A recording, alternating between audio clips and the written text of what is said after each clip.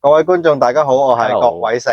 你好，我係黃鴻明。今日咧同阿 Ian 咧嚟到外景喎，呢個外景好特別喎。呢度邊度啊？嗱，呢度咧就係我哋今日去咗貴陽嘅，咁呢度咧就係漢海獅嘅工廠啦。咁入邊咧基本上大家可以望下我哋後面啦。其實咧佢哋已經開始生產緊一啲嘅無人駕駛巴士噶啦。根據啱啱嘅職員就同我哋簡介過啦，咁而家呢啲巴士咧，其實全部都可以做到無人駕駛嘅啦。咁頭先我同阿郭偉成啦，都自己坐過個無人駕駛嘅巴士啦。咁基本上成個過程都真係冇人揸嘅。咁當然有個安全員喺度嘅，因為一個法例嘅要求就一定要安全員去監督住成個過程啦。咁但係成個過程你覺得點樣啊？喺個無人駕駛嘅巴士上面咧，首先佢有個好開揚嘅玻璃啦，睇住出邊，跟住喺裏邊咧就好似坐緊纜車咁，因為冇人駕駛，得個安全喺度。成個 feel 咧就好科幻，有科技感咁樣。喺香港咧就的確未試過坐喺架無人駕駛嘅車嗰度喺條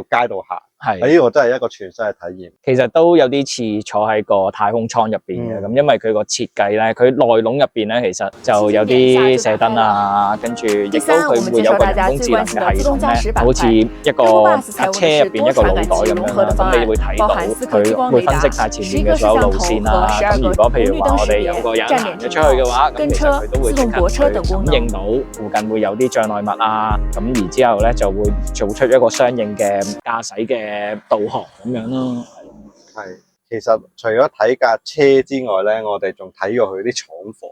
啱啱咧係入過去咧，睇到佢入邊啲機械臂咧係好先進嘅喎。佢係直情可以 3D 打印出一啲成架車嘅各種嘅模具啊，各種嘅底盤啊，全部自動化搞掂晒。係啊，咁基本上佢嗰個 3D 打印咧都可以幫你打晒成個車架出嚟噶啦。咁頭先聽啲職員咁講啦，佢哋都話其實成個生產過程啦，如果透過呢個 3D 打印技術咧，其實係減低咗70% 嘅生產嘅時間嘅。咁所以而家咧聽講啦，其實都已經開始出口噶啦呢架車。咁而家頭先我哋個駕駛嘅過程入邊啦，咁職員亦都有介紹到啦。咁最高嘅時速咧，其實可以去到60公里嘅。咁但係頭先因為我哋係一個叫做測試嘅階段啦，咁所以頭先就係行緊10至20公里咁樣。咁但係整體個體驗都係暢順啦，同埋就因為有啲紅綠燈啊，咁都會俾我哋感受到就係佢都會因應住一啲交通嘅狀況咧，都會作出一個比較安全嘅決定嘅。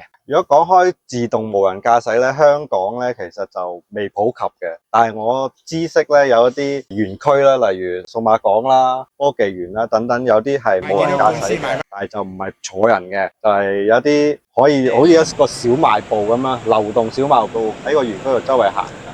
依類咧香港係有少部分推行緊，但係如果真係喺條街度咁行咧，喺法律上好似仲未得喎依人。咁樣講啦，其實無人駕駛喺香港咧，喺一啲密閉嘅空間啦，或者一啲嘅管控閉環嘅空間咧，其實都係普及嘅。即係譬如機場啊，咁其實一直都有一啲嘅無人駕駛技術喺入邊。咁但係始終香港同埋世界各地啦，同埋內地啦，嗰個人口結構啊，同埋個基建系統都係唔同嘅。咁所以我自己都會係覺得，如果真係要引入一個無人駕駛技術嘅話咧，其實都要真係要試行翻2至3年，因為最緊要都係要有一個充裕嘅時間去測試個系統，係確保係所有嘢都係安全。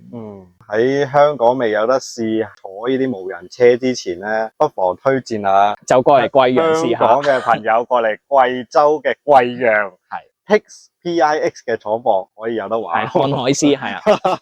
咁我哋推介各位香港朋友嚟玩下啦，貴陽仲有好多其他嘢玩嘅。